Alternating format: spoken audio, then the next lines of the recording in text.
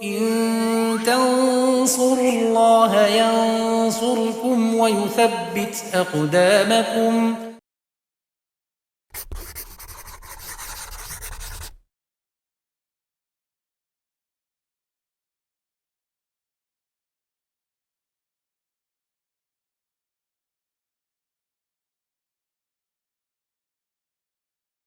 Bismillahirrahmanirrahim. Alhamdulillah wassalatu wassalamu ala Rasulillah wa ala alihi wa sahbihi wa man tabi'ahum bisanin ila yaumiddin, amma ba'd.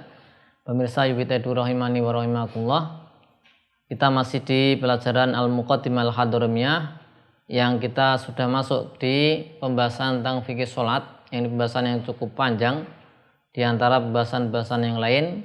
Di pertemuan sebelumnya sudah kita sebutkan apa itu yang dimaksud dengan sholat, pengertian sholat baik itu secara bahasa atau secara istilah.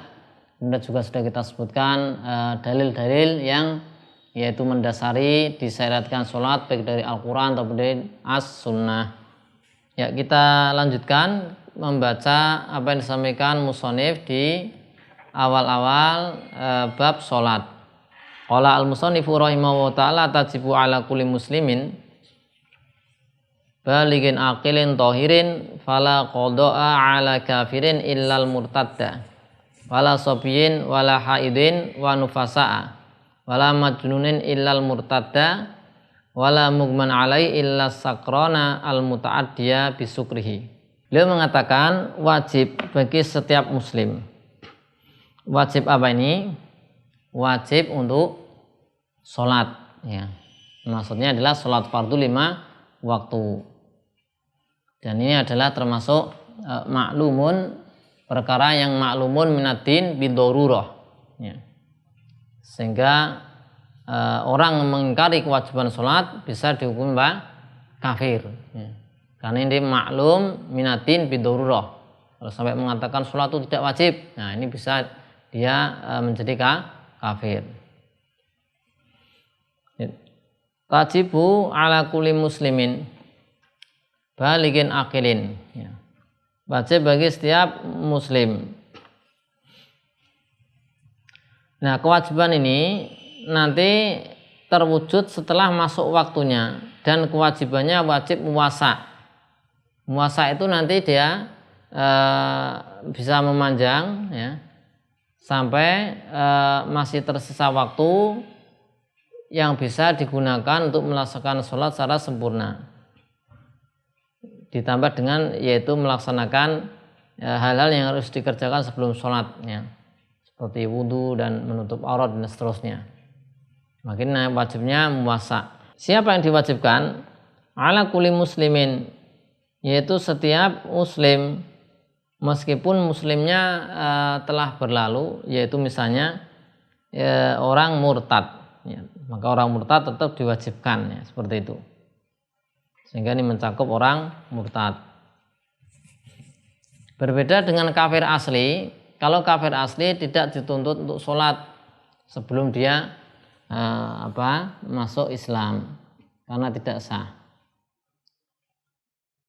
Yaitu yang diwajibkan sholat muslim balik berakal, ya. Balik dan berakal dan suci, ya.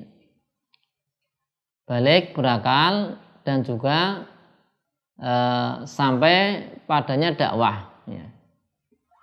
Kita catat.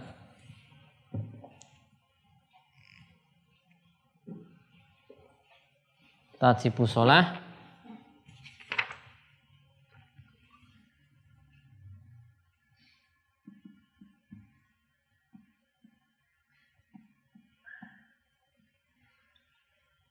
ala, yaitu kullu muslim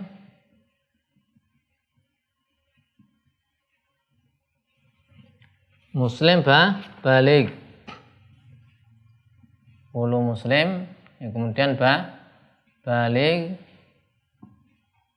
akil, kemudian tohir. Nah, muslim balik akil tohir. Nah, ini yang terkena kewajiban apa? Sholat. Kemudian ada satu lagi apa? yaitu balagothu ad-dakwah, sampai dakwah padanya.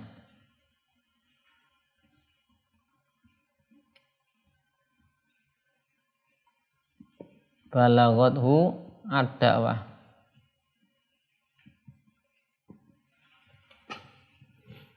Yang pertama kita bahas yaitu muslim. Sehingga kalau kafir tidak, ya. Karena ini adalah muslim. Yang wajib muslim. Adapun kafir tidak wajib. Kemudian balik, sudah balik, kemudian juga berakal. Kemudian yang terakhir ada tohir, kemudian balagothu ad-dakwah. Sehingga kalau kafir ini keluar kafir, balik berarti sobi. Kalau anak kecil nggak wajib sholat, ya, hanya wajib diajari saja. Kalau sudah tamyiz. Kalau belum balik, usia 10 tahun, usia 11, 12 belum balik, dosa enggak kalau tidak sholat? Ya tidak dosa. Karena apa? Belum wajib. Tapi kalau dia sudah balik, ya, ada tanda-tanda balik, misalnya keluar mani, ya, atau usia 15 tahun, tahun Komariah Hijriah, dia sudah balik. Atau kalau perempuan sudah keluar haid, ya, di usia 9 tahun atau kurang sedikit yang sudah pernah kita pelajari, maka dia menjadi balik, maka wajib sholat, ya. Sehingga anak kecil belum wajib. Kemudian berakal, keluar dari ini adalah orang gila. Orang gila tidak wajib sholat, karena kewajiban sholat ini adalah diantaranya adalah dia harus berakal. Sehingga orang gila tidak wajib. Apalagi selain orang gila, untuk kita tuliskan.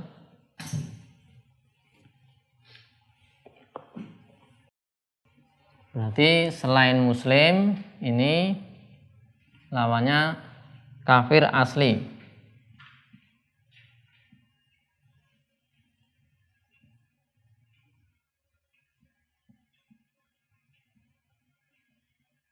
Al-kafir al-asli. Nah, kalau belum balik berarti apa? As-sobi, anak kecil. Kalau enggak berakal, misalnya apa? Lawannya majnun, ya. Orang gila, majnun. Apalagi misalnya mugman alaih, pingsan.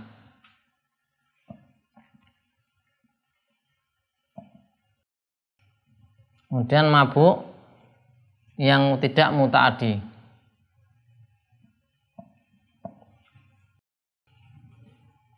Maksudnya mabuk tidak mutaaddi apa ini? Ya mabuk yang apa?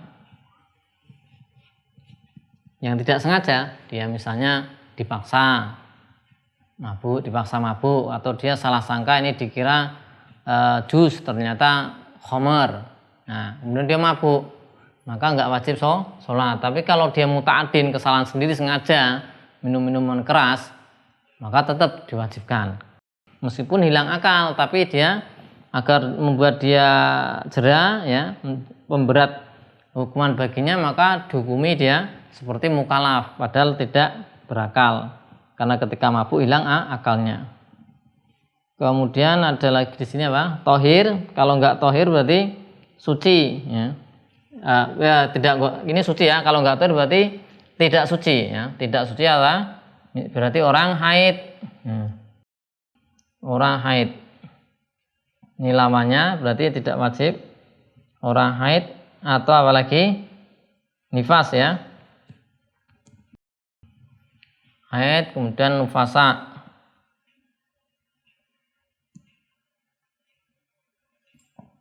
Nufasa. Nah, karena tidak mukalaf. Kemudian kalau ini balagatu dakwah, ya. Sampai dakwah berarti kalau yang enggak sampai dakwah apa? Ya sama ini. Yang tidak sampai ini lam tablug.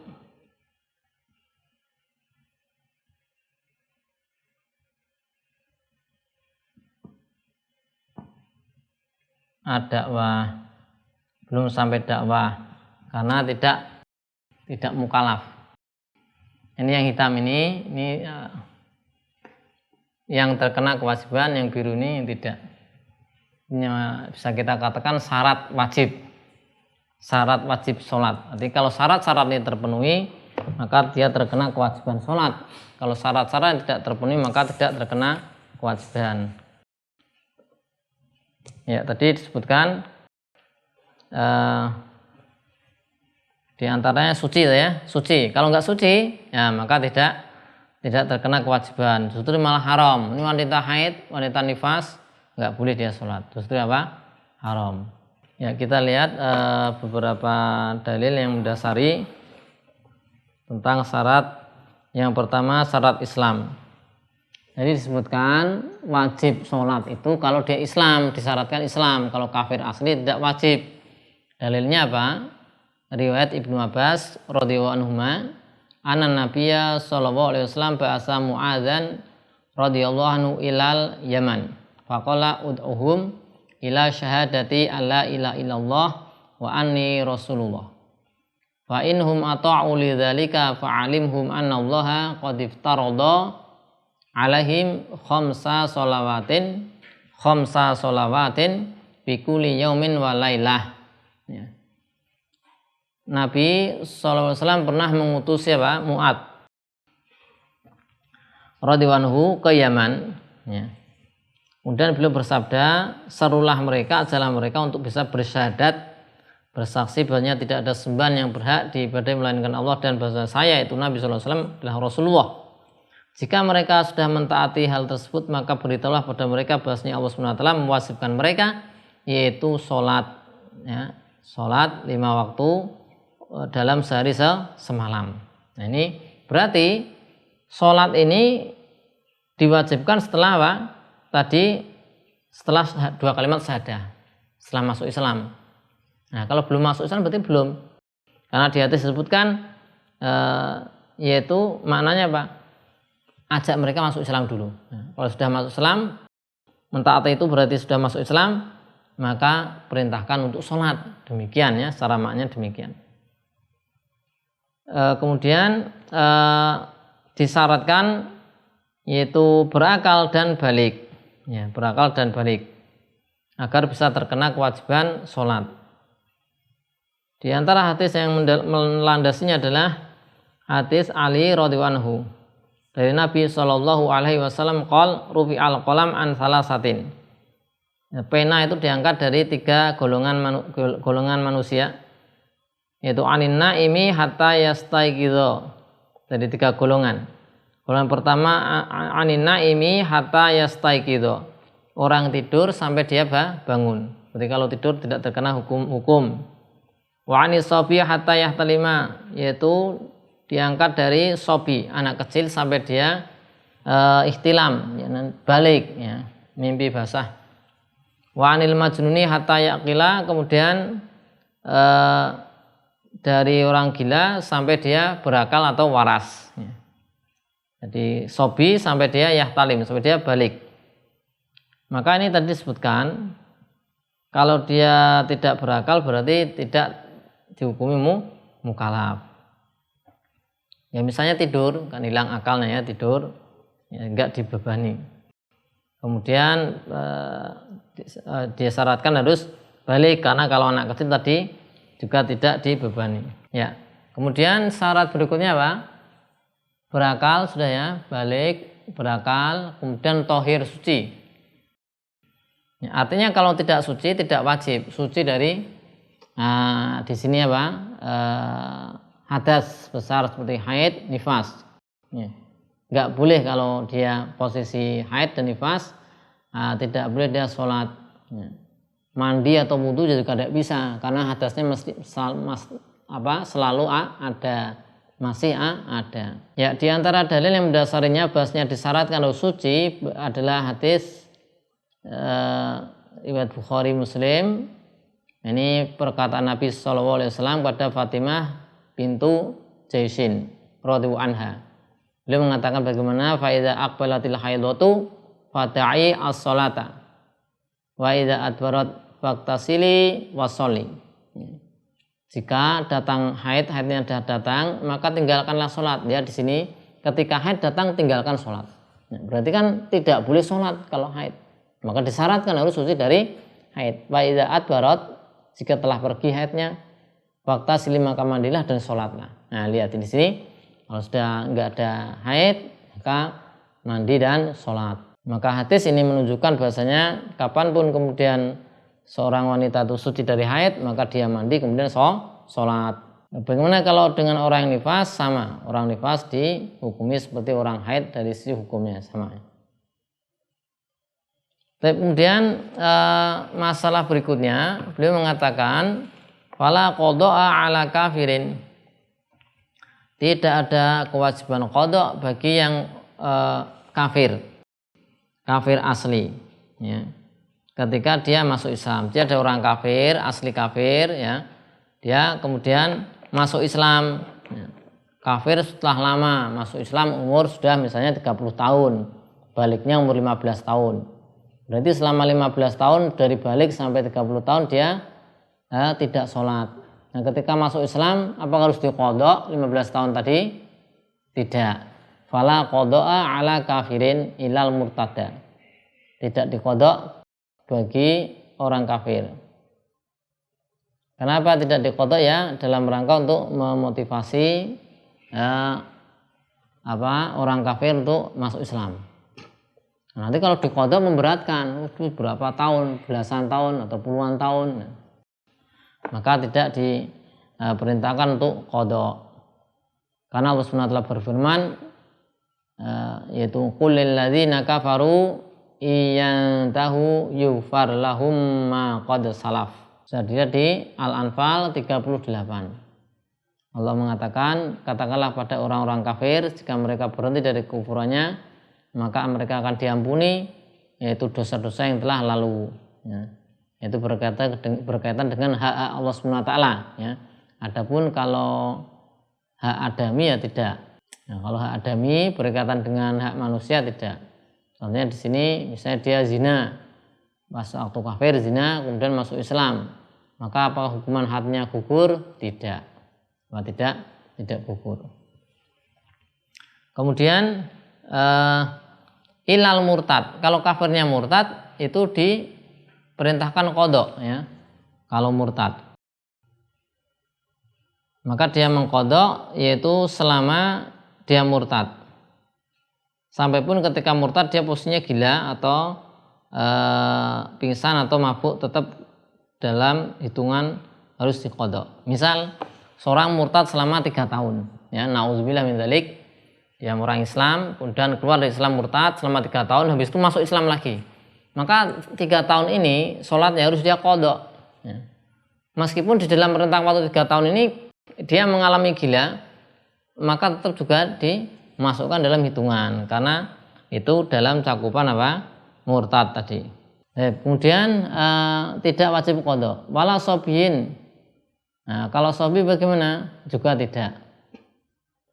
Sobi, anak kecil ya, laki-laki atau perempuan, ketika dia sudah balik, misalnya balik umur 15 tahun atau 14 tahun sudah keluar mani basah. Nah, sebelumnya diqadha enggak sholat yang dia tinggalkan? Dia enggak, sebelum balik itu enggak pernah sholat misalnya, baru balik kemudian baru sholat.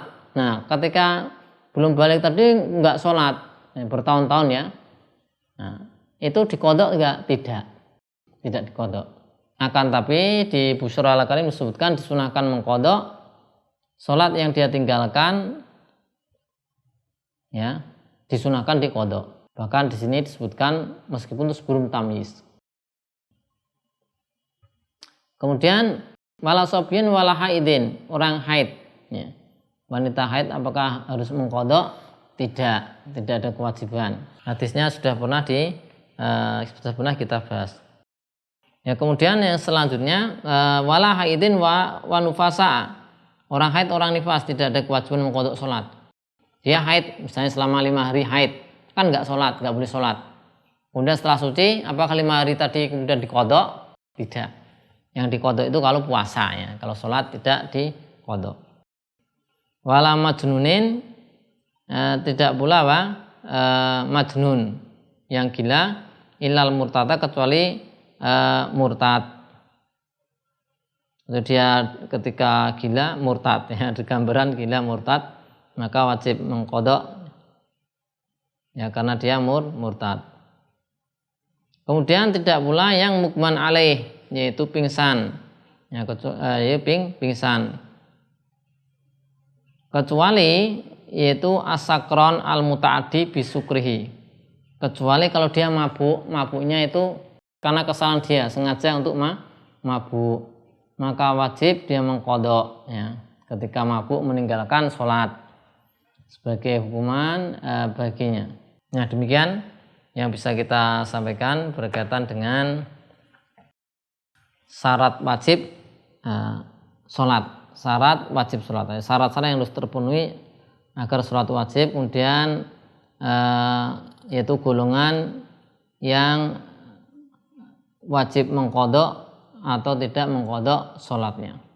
Wassallallahu ala sayyidina Muhammadin wa ala alihi wa sahbihi wasallam. Alhamdulillahi rabbil alamin.